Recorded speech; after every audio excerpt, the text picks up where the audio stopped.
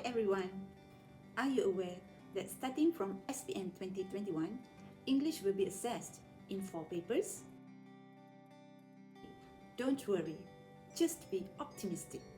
In this video, I, Teacher Khalida, will enlighten you on Part 1 of English Paper 3, coded as 1119/3.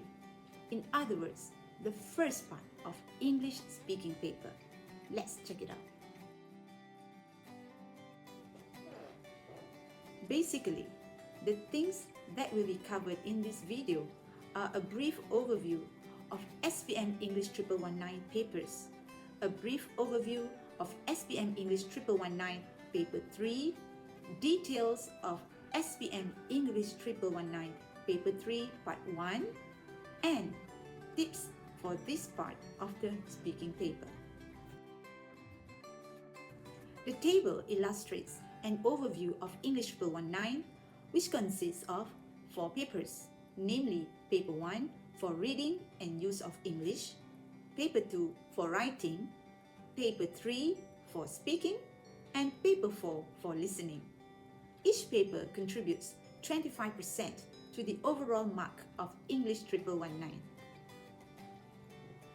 Since our focus is Paper 3 Part 1, I will not go into detail about the other papers, but feel free to skim or scan through the table given on your own.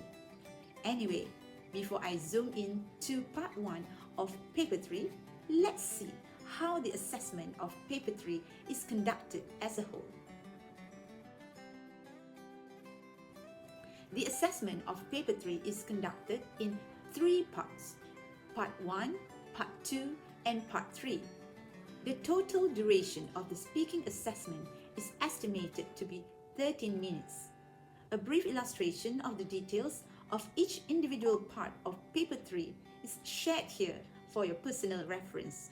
However, I will share with you the general elements of the speaking paper. Let's start with the setting of the assessment. For the setting, there will be 2 teachers and 2 candidates throughout the assessment. The interlocutor is an internal English teacher, meaning that she is from the same school as the 2 candidates. The interlocutor will be interacting with the 2 candidates and controlling the conversation. The assessor is an external English teacher appointed from any other different school. The assessor will be the main person in charge of assessing the 2 candidates' speaking performance. Each candidate will be assessed based on 4 criteria. 3 of the criteria, which are grammar, vocabulary, and communicative competence, will be assessed by the assessor, whereas the interlocutor only assesses 1 comprehensive aspect, which is overall spoken performance. Each candidate may be awarded between 0 to 6 marks for every criterion of the assessment. In short, the full total marks for Paper 3 is 24 marks. Without further ado, let us now focus on the main content of this video, that is Part 1 of Paper 3. The duration for Part 1 is estimated to be within 3 to 4 minutes. The interaction is in the form of an interview conducted in 2 phases, whereby each candidate will take turn to respond to individual questions asked by the interlocutor. Each candidate will be asked a total of 4 questions throughout Part 1. The questions for Part 1 are more casual and personal oriented, and thus they should be easier to respond to. In Phase 1, each candidate needs to answer 2 general questions about their readily available personal information, which should only take them a short time to answer. However, in Phase 2, the remaining 2 questions for each candidate will be related to certain theme and personal life of present circumstances, past experiences, or future plans. The questions may require some thinking, hence a bit longer time for candidates to answer.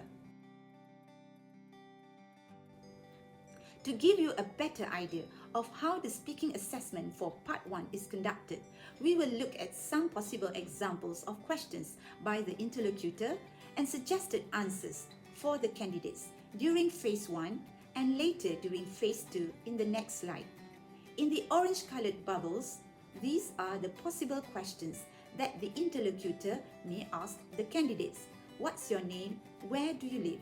When is your birthday? Or how do you come to school?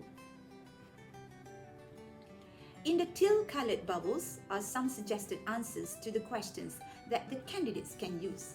My name is Sarah Alia binti Sulaiman. You can simply call me Sarah. I live in Kampung Pulai Gopeng. My birthday is on the 1st of January. I come to school by car. So, you just fill in the dotted space with suitable information of your own, or choose the suitable answer from the options in the bracket. However, I'd like to emphasize here that all these are just as a guidance. There may be different questions asked, and students may answer using their own words. Now, let's look at the examples of possible questions by the interlocutor and suggested answers for the candidates during phase 2. Questions in phase 2 will most probably be related to your life routine, just like those in the orange colored bubbles, such as what do you normally do after you wake up? What do you usually do after coming back from school? How do you spend your leisure time? And what do you do on weekends? Questions may also be about the candidate's past experiences or future planning. Be alert, okay? In the teal colored bubbles, we can see the suggested answers to the related questions. For instance, after I wake up, I normally make my bed first. Then, I take my bath and brush my teeth before performing my morning prayer. The second response, after coming back from school, I usually have my lunch first. Then, I perform my afternoon prayer. After that, I take a nap first before taking my bath. Hold on. Do you notice that some of the words in the answers are displayed differently? Let's find out why. When we look at the responses to the third and fourth possible questions in phase 2, how do you spend your leisure time? And what do you do on weekends? The phrases, I spend my leisure time and on weekends, are in bold. The phrases in bold are actually rephrased from the questions. These can help make your sentence more meaningful. The phrases in italics and dotted spaces are suitable ideas or information of your own. You may chat with your friends on the phone during your leisure time, but some others may rather listen to music. Everybody may have different ideas. So start thinking from now about your own routine. The words given in a bracket, like the quantifiers various, some, a few, a number of, offer a range of options to choose from. You may choose various ways, or some ways, or a few ways, or a number of ways. As you answer, try to use connectors where appropriate, just like the words in white italics here. First, second, third, besides that, and lastly. Now, let's watch a video that simulates the speaking assessment of Part 1. Please take note of the candidates' names.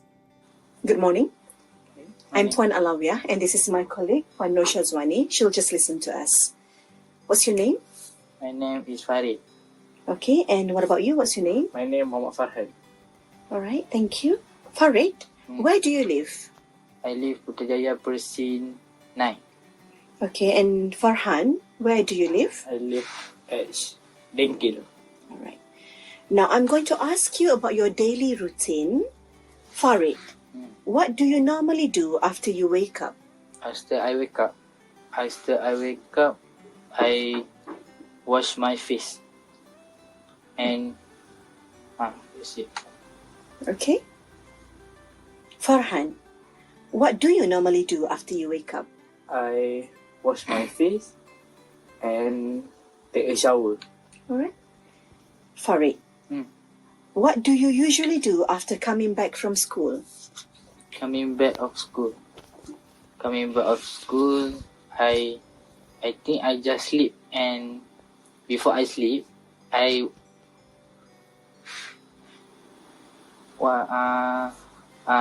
wash my face again. Okay, thank you. And Farhan, what do you do on weekends? On weekend, I will play football at the evening. Okay, all right, thank you. Before I continue, I'd like to give credit to Lembaga Peperiksaan Malaysia under Kementerian Pendidikan Malaysia for providing this video as our guide. So, what do you think about Farid and Farhan's speaking's performance? Guess what? Farid only managed to get 6 marks as his total score and Farhan 9 out of the full marks of 24. Those scores are rather low, aren't they? What were the reasons?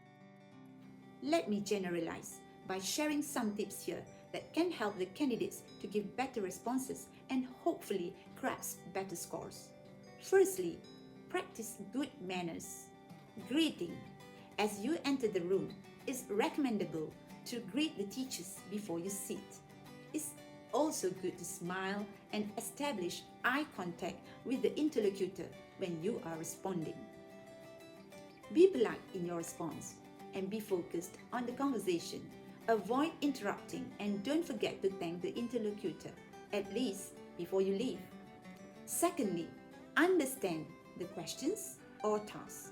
If necessary, you can ask the interlocutor, but it's not really advisable as it may affect your score. The third tip is think. While listening to the questions, candidates should already have at least an idea of what to respond. But if more ideas are required, maybe it's better to focus on 2 to 3 ideas at most. Similarly, it's important to figure out the tenses to be used. The word do in the question, how do you spend your leisure time, means you should use present tense. The word did in the question, how did you spend your last weekend, means you should use past tense. The word will in the question, how will you spend your time after SPM, means you should use future tense. It's also helpful to think about suitable connectors that can be included in the response. Fourthly, use cohesive devices. This would include connectors, as briefly mentioned in the earlier tip of think. Try as much as possible to include sequence connectors such as first, second, then, next, and lastly, or logical connectors like however, similarly, therefore, etc. The fifth tip is answer in full sentences where possible. One way is by rephrasing part of the questions given in your answers. For example, when responding to the question, "What is your name?" the answer can just be short and direct like Sarah Sulaiman, or can be longer by rephrasing the question like "My name is Sarah Sulaiman, but you can call me Sarah." Last but not least, speak up. Answer clearly, steadily, and politely so that both the interlocutor and the assessor who sits a bit far away can hear you well. Pronounce the S in plural words or the ED in past tense verbs to boost your grammar score. I know it's not as easy as it sounds. That's why you need to develop your speaking skills from now. If you haven't started, watching this video can be the first step, and when the time comes, you may do as well as these two girls, Aminah and Alia, who scored 22 and 23 marks respectively in the next video. Another credit to Lembaga Peperiksaan Malaysia of Kementerian Pendidikan Malaysia. Let's watch it and be inspired. Good morning. I'm Puan Sarina, and this is my colleague, Puan Nur Eliza. She'll just listen to us. First of all, we'd like to know something about you. What's your name? My name is Aminah Nur Khadijah binti Haizan. You can call me Aminah. Thank you. And what's your name? My name is Alia Kila, but you can call me Alia. Thank you. Aminah, where do you live? I live in Section 9 Bandar Baru Bayu. Alia, how do you come to school? I walk to school every morning. Thank you. Now, I'm going to ask you about your daily routine. Amina, what do you normally do after you wake up? Every morning, I wake up and get ready for school. I will take a bath and iron my uniform, and then I will wait for my bus. Alia, what do you usually do after coming back from school? I usually get ready and have lunch and then do my chores. Amina, how do you spend your leisure time? There are several activities I do. Sometimes I spend it by watching TV with my family, or I do my homework, or I will spend it watching YouTube videos on my phone. Alia, what do you do on weekends? I usually spend my time dividing myself between doing chores and also doing my homework, finishing up. Thank you. Well, the girls did well, and so can you. Just believe in yourself and work at it. Now that we have come to the end of this video, I hope you have got a clearer picture of the new SPM English assessment, particularly Part 1 of Paper 3. With that, I, Teacher Khalida, wish you all the best in your exams and thank you for watching this video.